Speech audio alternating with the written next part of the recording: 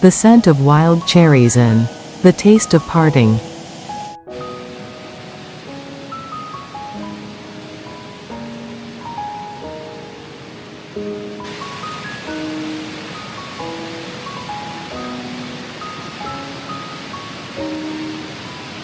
I studied hard because I wanted to go see my grandma in the hospital and grandpa.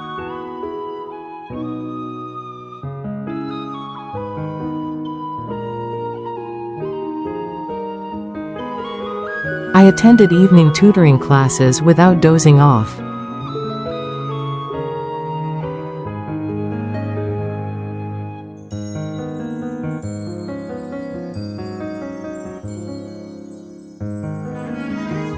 And did well on my final exams.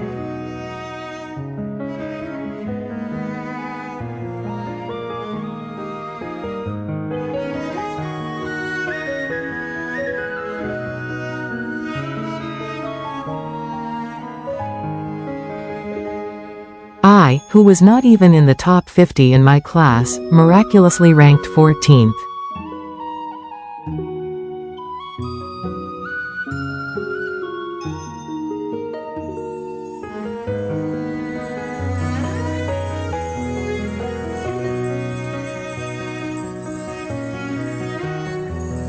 Both my mother and father were delighted.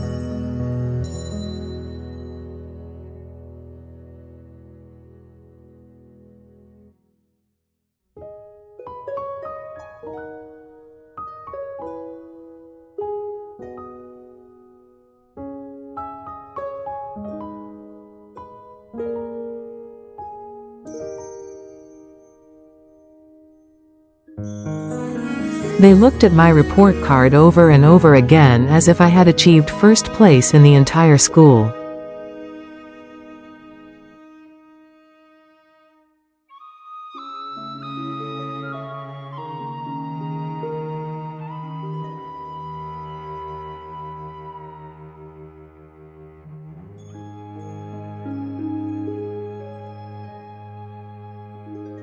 Because I was afraid of the typhoid fever aftermath.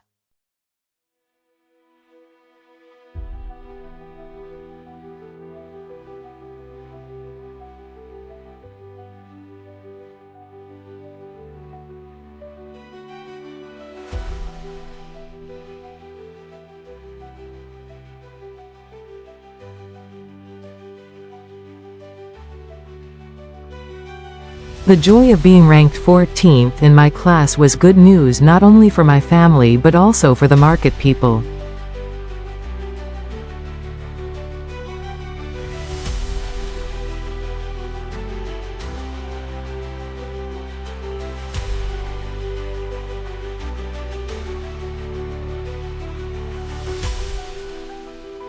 This was because in every house,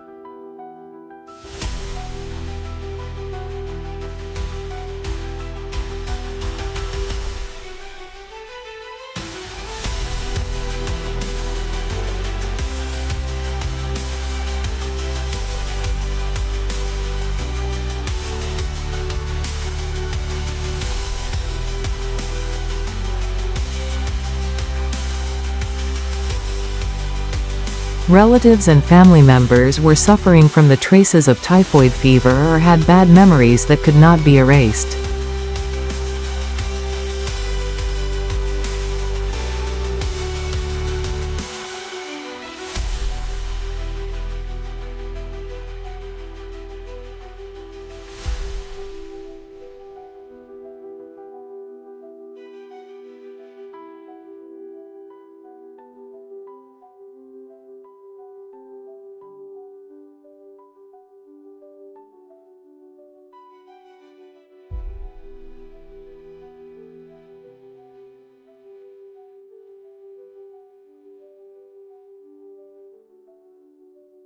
When the final exam of the semester finished, the middle school entrance exam was approached.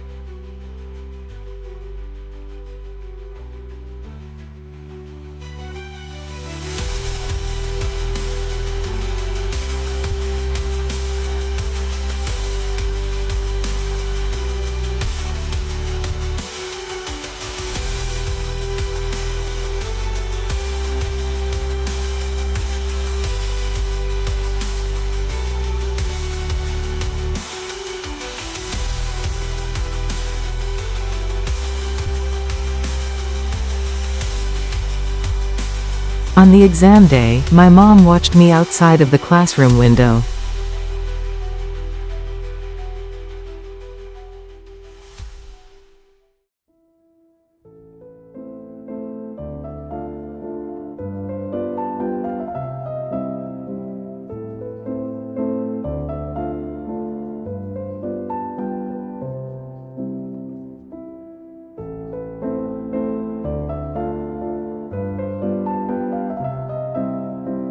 After completed the exam, I went out from the class and mom gave me a bubble gum that was a little bit smaller than my palm.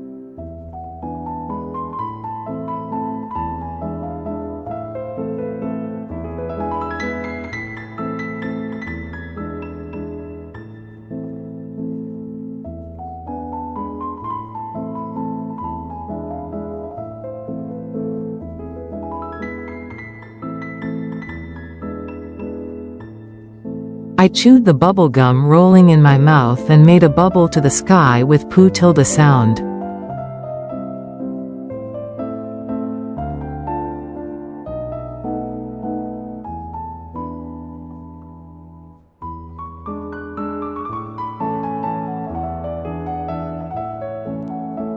My mind was already filled with thoughts of taking the train to my grandfather, and I was so happy.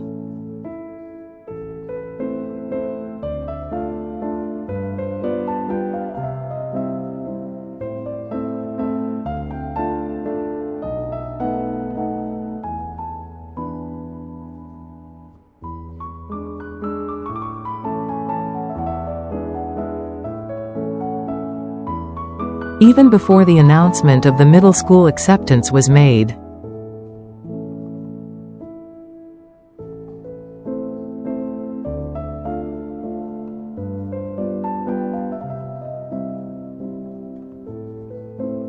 My father said he was going to meet the director of the Academic Affairs Department.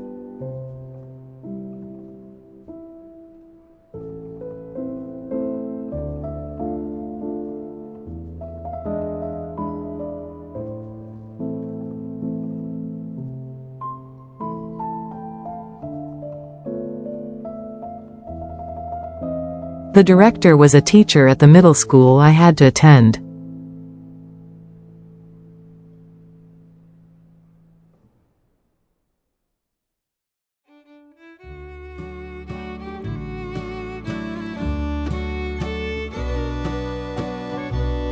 My father's hometown was Yulgi Mayan, Suan Gun.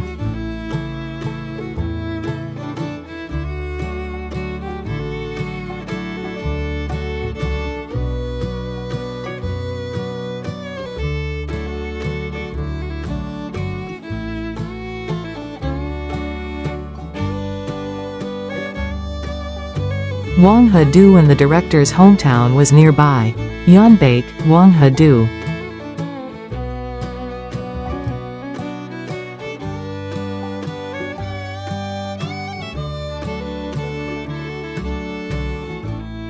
The director, like my father, also fled to the south during the Korean War 1950.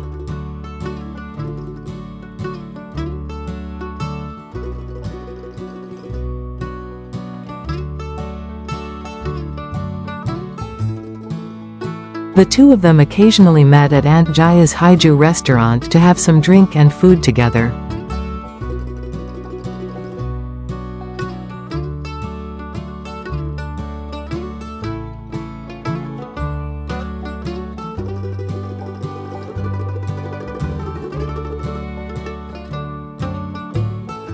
When the director came, Aunt Jaya would make pork ribs marinated in gochujang with extra care.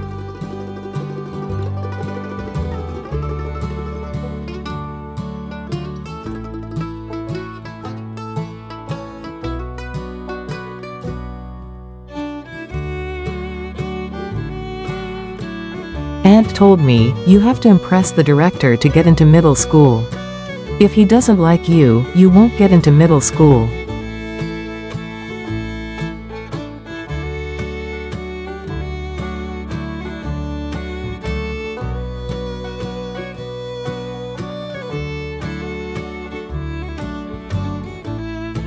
Aunt Jaya seemed to think the director was the one with the power to get me into middle school. In the end, Aunt Jaya was right.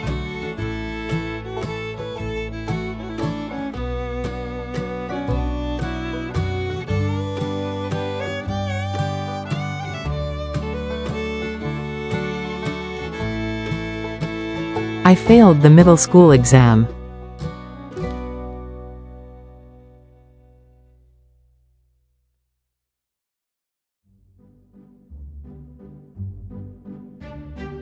My father said with regret that I would have caught up with the two of them to pass the exam.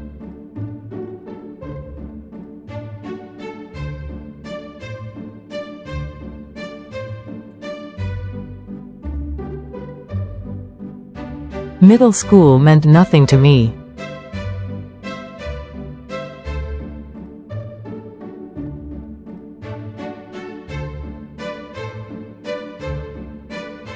It saddened me more that I was not able to visit my grandpa.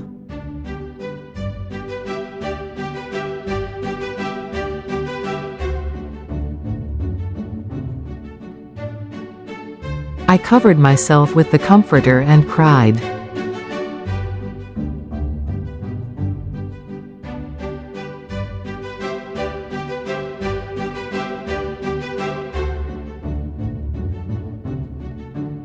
Even when Aunt Jaya tried to coax me to eat, my grief wouldn't subside.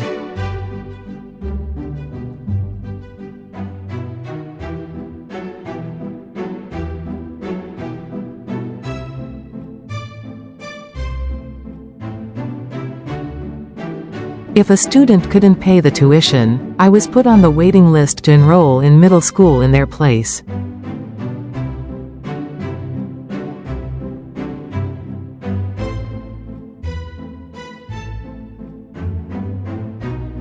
This was called a supplemental admission.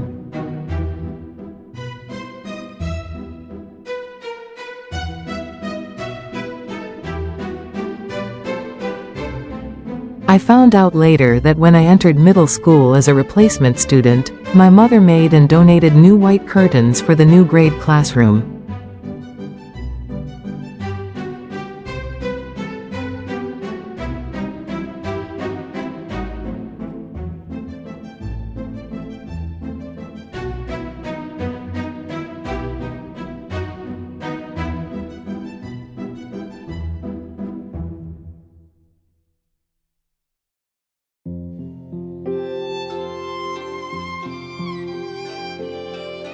Mom donated curtains to the school and probably gave a gift to the director as a token of appreciation.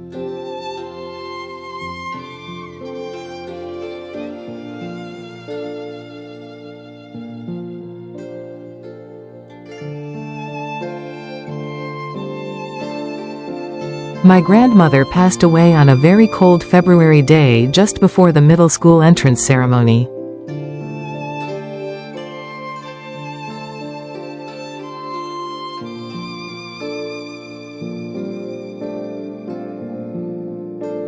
Which I was able to attend as a substitute thanks to my father's friend, the director.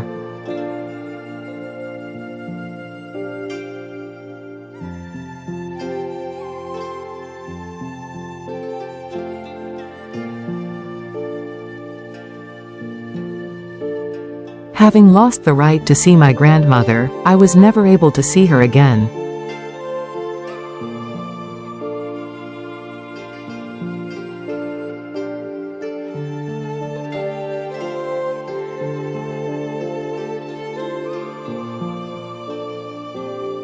My mother cried sadly the day she heard that my grandmother had passed away.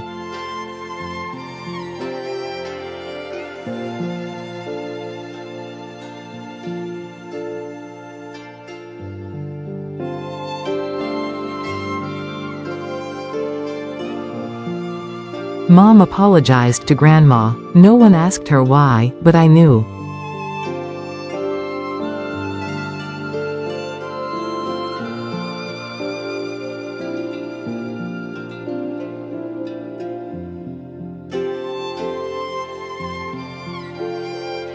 My mother never once thanked my grandmother for raising her.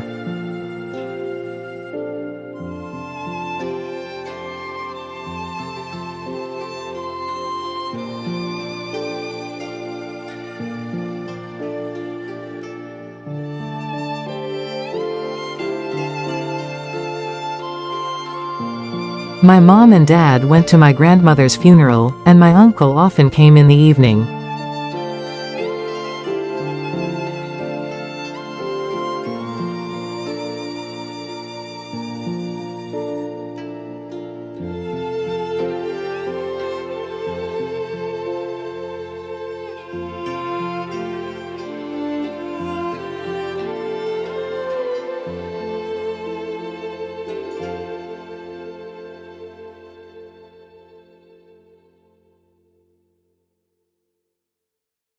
Aunt Jaya would smile happily, her cheeks showing dimples, whenever she talked to the young uncle.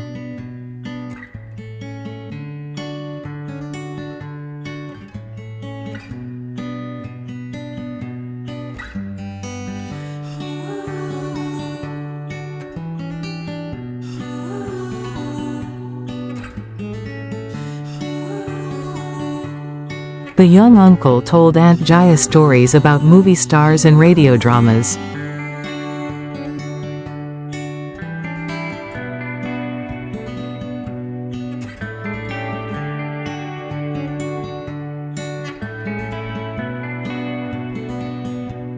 One day, Aunt Jaya showed me a small radio.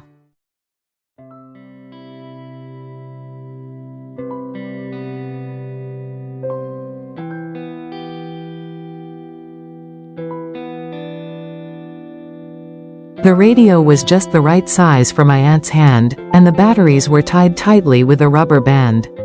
At the back,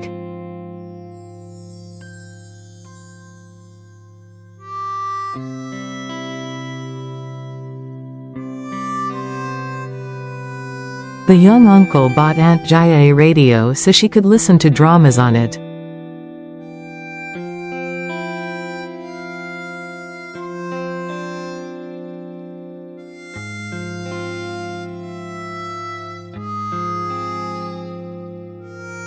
My aunt would put the radio in her apron pocket and listen to it while soaking mung beans or grinding them on a millstone for hours.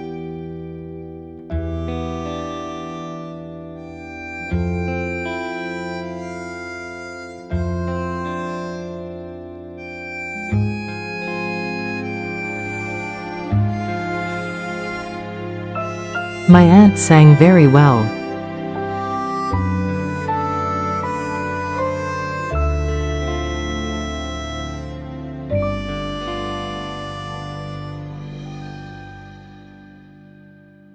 My aunt sang while frying binde tteok, the Korean mung beans pancakes.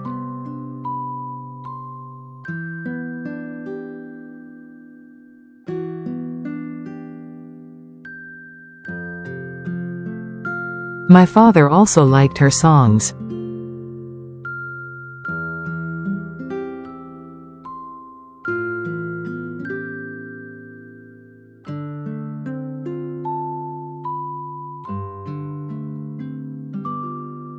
Mr. Lining, who came in through the glass door at lunchtime, clapped his hands and spoke to Aunt Jaya.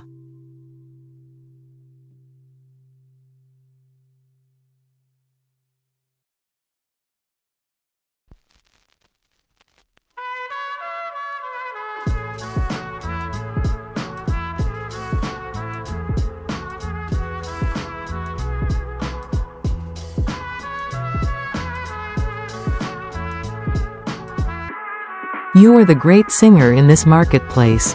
Hey, hey, you sing well.